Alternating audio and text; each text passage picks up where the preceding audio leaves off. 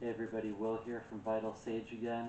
Thought I would check in again and go over one of the articles that I just wrote. The article is about what you should do when you get sick. I call it like a simple guide because it's just something that you can really easily follow along and things that you can get into your diet really simply and easily. And I figured it would be a good time to do this because a lot of people right now seem to be getting sick. Obviously, we have the health crisis going on anyway, but now is the time of year where people are getting colds, people are getting the flu, all kinds of things like that. I even just got sick myself, so a lot of this stuff is kind of fresh in my head of me looking into it again and seeing exactly what it is that I should be doing for myself. And I definitely think I helped myself out by using a lot of these things. I think I sped up my recovery a little bit. I was able to like work my job through being sick, so I definitely took it as a pretty good sign that I was doing the right things. And whatever it was, I think I kicked it out of my system pretty well, other than a little bit of nasal congestion, which you might still hear. But that being said, let's go through this article. Real simple. I'm just going to fly through a few of these things. I just want to give a little video breakdown of it that will go with the article itself. So, first things first, things you should be getting when you're sick and possibly even be getting more of, because hopefully you'd be getting these things normally in your life anyway and in your diet and whatnot. But especially when you're sick and you need extra help fighting, first one, vitamin C. Everybody knows vitamin C, but very few people get enough of it or they get it in the right forms. A lot of people I notice will they will eat or drink things that they think has vitamin C in it, but they don't realize that what it is it's actually fortified.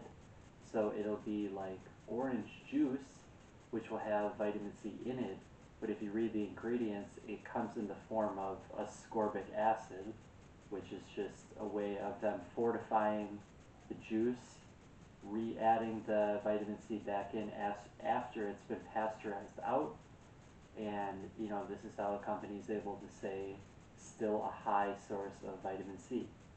However, it's not the same because all of the not all of, but a lot of the nutrition has been kind of pasteurized out of it. A lot of that has been lost out, and what you're left with is usually just a lot of sugar and a few little fortified vitamins and minerals that have been re-added back in.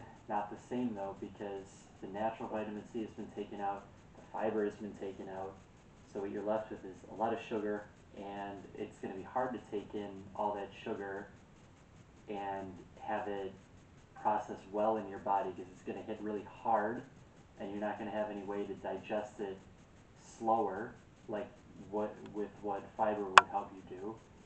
So not really something I'd recommend. I'd recommend getting vitamin C in like a natural food source if you can. Think of like an orange instead of orange juice, apple instead of apple juice. Fruits and vegetables are always going to be great for this. So go for something like that.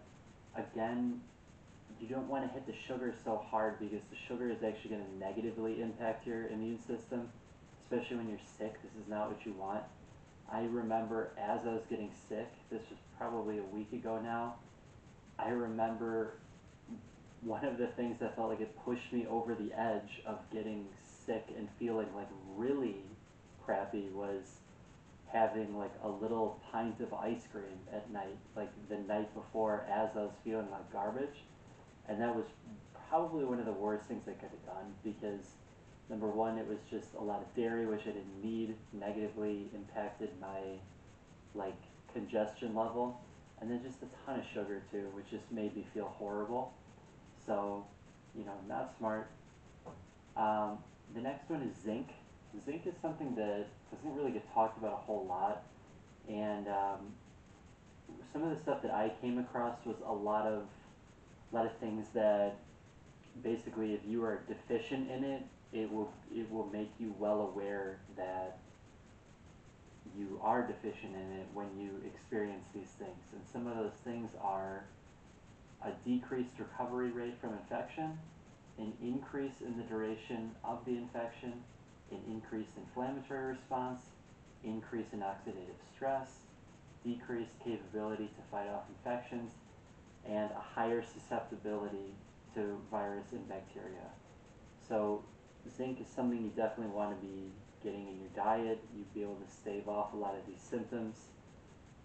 Zinc, I believe, is going to come in the form of red meat. It'll be pretty high in red meat, so things like beef in general, um, steaks. I believe other animal foods are good for that as well, but stick to things like that. Get it in a natural food source. I mean, there's nothing wrong with supplementing necessarily, but I wouldn't rely on it. Supplementation is definitely not a replacement for a good diet.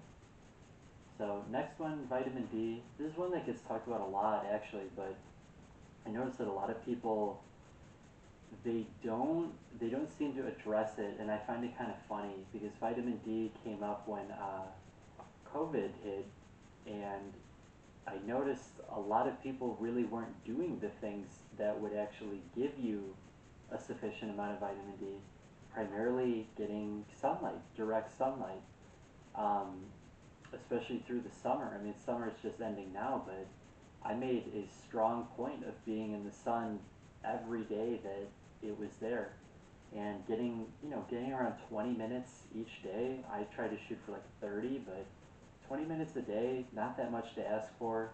Just sitting outside, you could be doing something else while you're out there. Definitely not too much to ask for when it accounts for giving you the sufficient amount of vitamin D you need to be getting each day, which is a huge building block of your immune system and is one of the primary things that's actually going to help you keep away things like COVID. So something to think about there. Again, it can be supplemented with. It's just I don't believe it's going to be the same effect. I don't believe you're going to get the same absorption rate.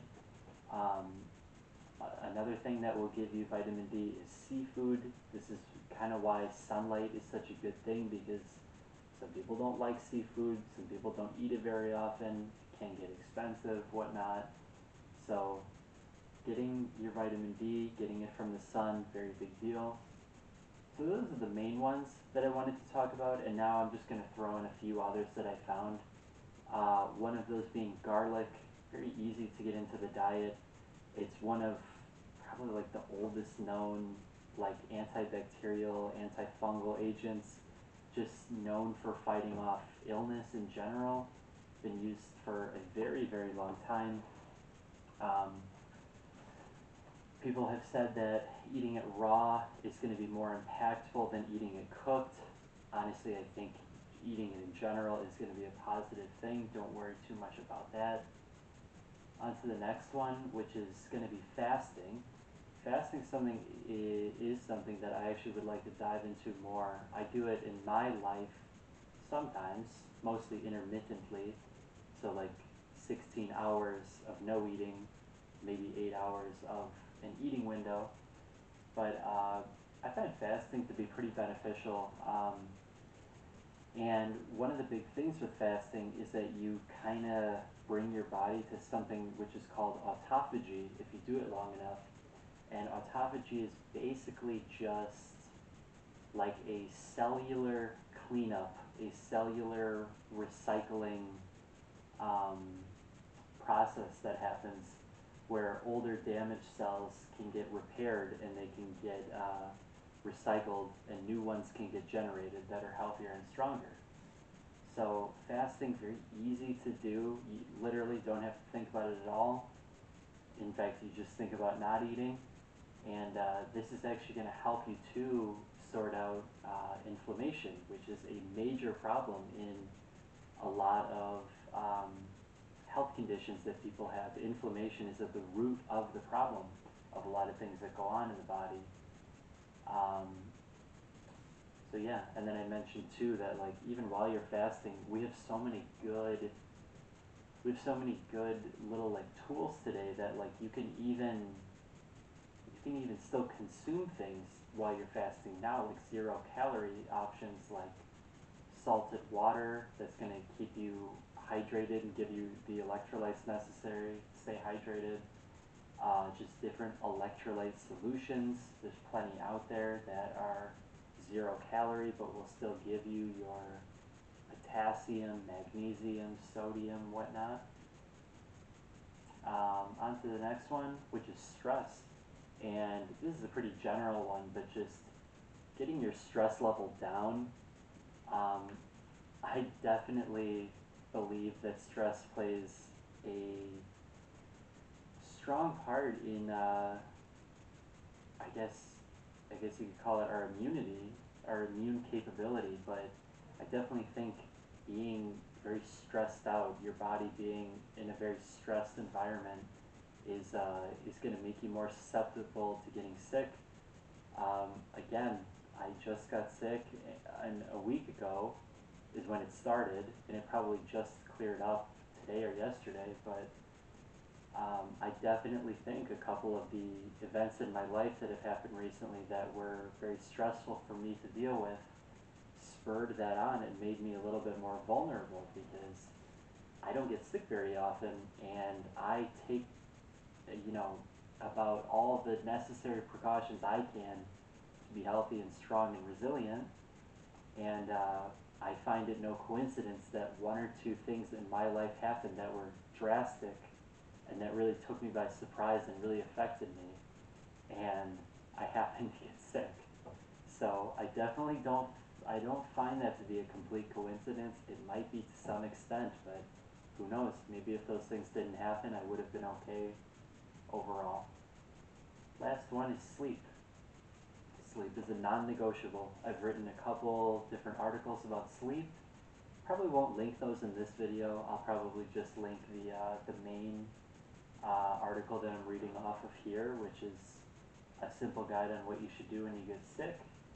But sleep is the most important repair mechanism for your body. You must sleep well. You must sleep deeply. This entire time that I've been sick, I have been sleeping probably the best that I have ever, I don't know about ever, but is the best I've slept in at least a year. Like I can't even remember the last time I slept this good. I'm getting, almost like 10 hours a night, and